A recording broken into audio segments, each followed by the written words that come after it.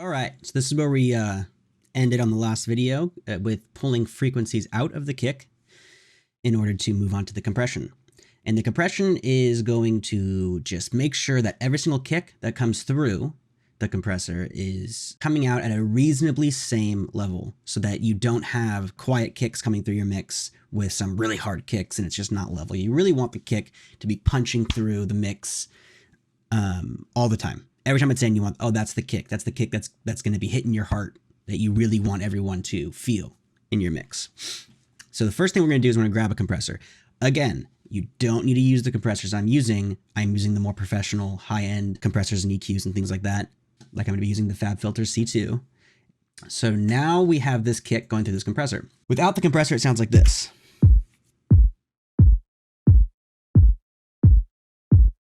Everything we did in the last video. Now we really want to enhance the attack of the kick so that it kind of has a little more snap to punch through the mix while also maintaining any level changes. We don't need to do anything too extreme, but let's start with just a clean compressor ratio all the way up so we don't hear anything. I don't like to use auto gain on my compressors. If your compressor has that, it's just a little confusing for me at first. It makes it sound louder when I can hear changes in the sound that shouldn't be happening because it can really confuse the ears. And so I like to turn the auto gain off when I'm trying to figure out the dynamics of the compressor itself. So we're going to start with an incredibly fast attack, put the release at like maybe 22 milliseconds or somewhere around there just to start.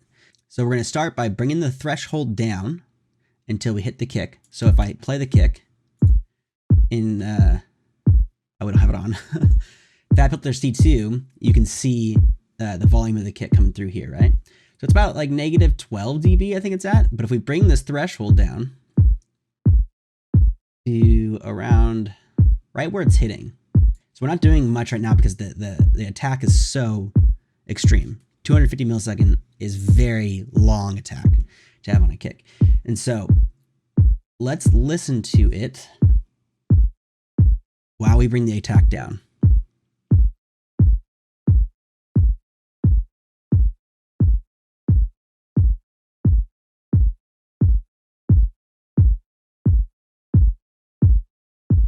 So you can hear definitely some volume changes, which is okay. When you get closer, when that attack gets faster, the volume changes become a lot more extreme, and the pressure and the pumpiness of the kick, it just gets lost. The compressor is acting way too quick, completely taking the life out of the kick. But we also need to compress it a little more. So I'm going to hold this attack all the way down at the quickest millisecond can be at. I'm going to pull this threshold down until we get at least to like a -6. There we go. -6 dB is being affected over here, as we can see. I have a ratio of 4, by the way. I'm going to start pulling that attack up.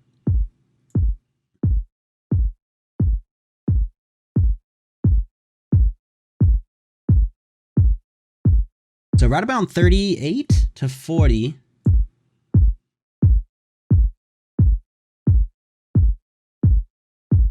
Probably like 40, yeah.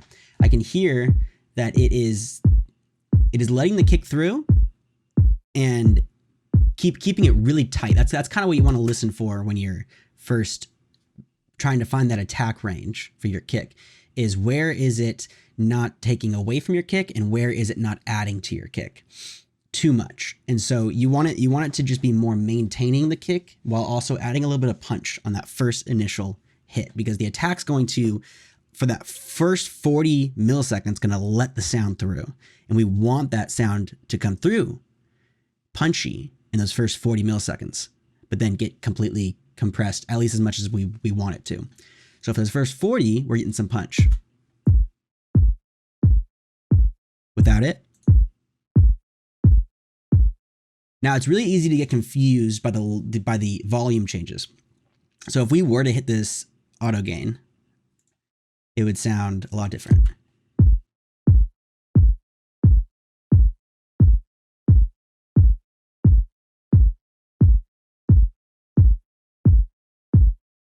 So you can see it's keeping the levels now when we have the auto gain on, which I don't like to do when we're getting the initial levels of the attack and the release and everything, because it just can confuse the ears. But right now it's good because it's keeping the initial level. And if you hear it, it sounds like we have more punch, but the levels over here are not changing much. If you look at the input level, which is going to be this left one, level meter over here, the left level meter is going to be the input, and the right one is going to be the output. And they're almost exactly the same, but the sound changes. So we're actually hitting a negative 13 dBs on the output and a negative 12 on the input. Now I'm going to turn it off. On.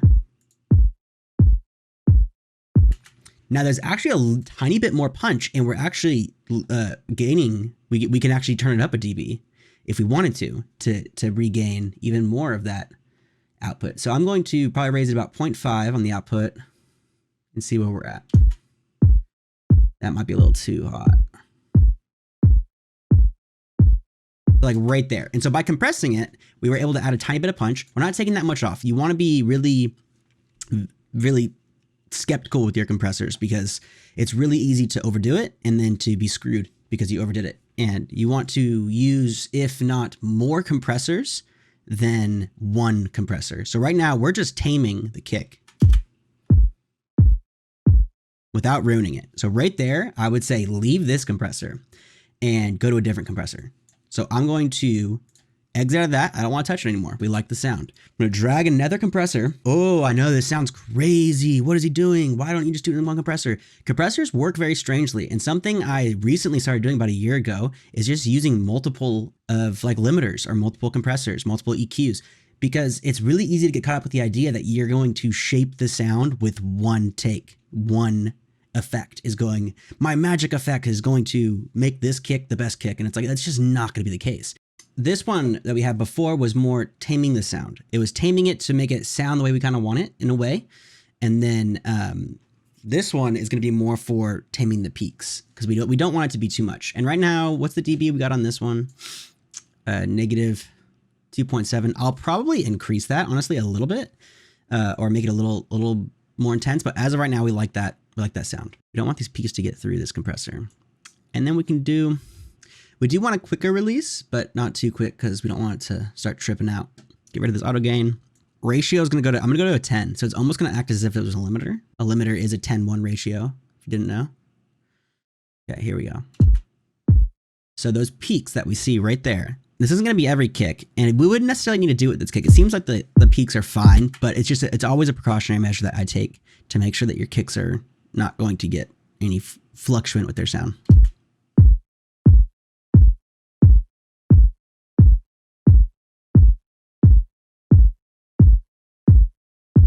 Just something small, like 2 dB.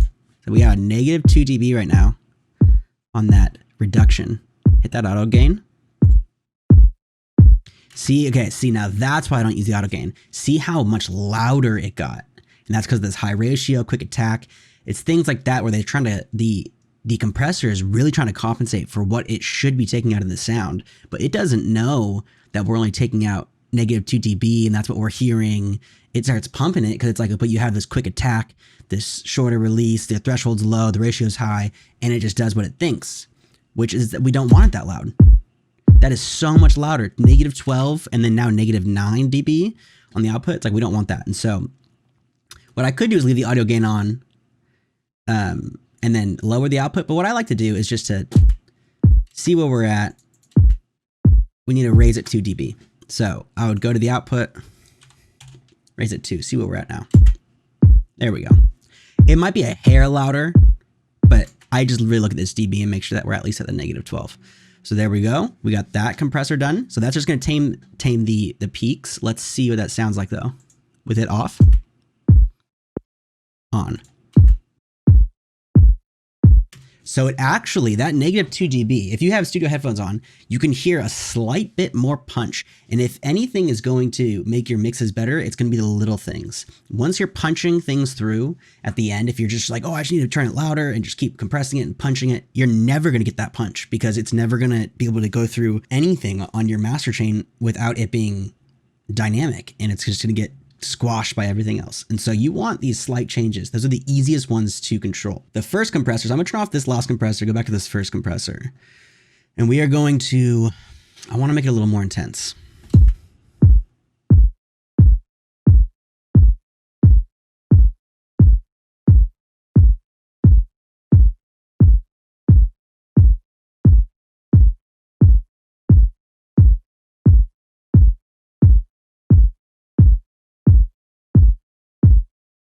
So I like to settle for -3 dBs on all my compressors, unless I'm trying to be extreme. On vocal compression, everything like that, if I want to do more than -3 dB compression, I normally want to use more than 2 compressors. And it just, for some reason, I cannot tell you why, but when you use multiple compressors on vocals, kicks, drums, anything, and you don't cut off more than 3 dB, but if I wanted to cut off 9 dB and compress it like crazy, but I did it through 3 compressors, I guarantee you it'll sound 100 times better through 3 compressors than it will with 1 compressor doing the same job. Because you can just do so much more. You can have 3 different variations of compression doing 3 different jobs to get that 9 dB that you want. It just makes more sense. And once you do it once, you're like, oh, why would I ever use just 1 compression? Let's listen to this one again. So now that I took off, I lowered the threshold a little more, and then I raised the attack a little bit by 5 milliseconds, and then lowered it, I think, a dB or 2. And now we can raise it a little more on the output.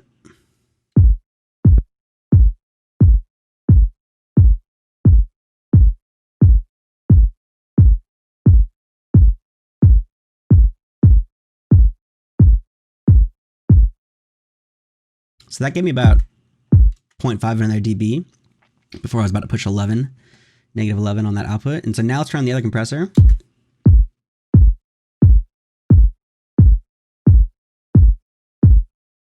And I'm gonna group these so we can listen to them both off and on. So this is off.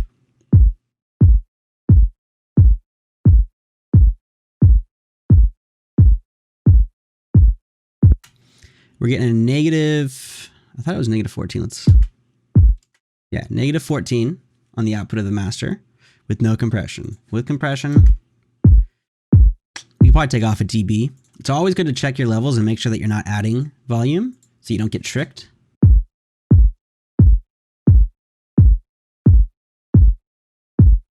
I'm pretty mathematical with my mixing. I like it if it's going to be -14 before compression. I want it to be -14 after compression so that I'm not tricking my ears even in the slightest that this is doing something I don't want it to do, or if it's doing nothing. The last thing you want to do is compress, EQ, or do anything and have it actually be doing nothing to the sound except using your CPU and messing with your mix in general. With the compression, without.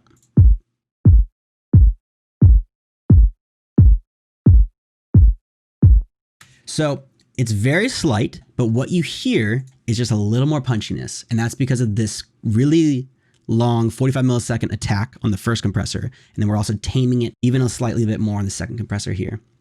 Now those 2 compressions, that's all I would do for the kick. Because in the next video, we're gonna go over what you should boost EQ wise and maybe some other techniques on how you're gonna get that punchiness in your kick.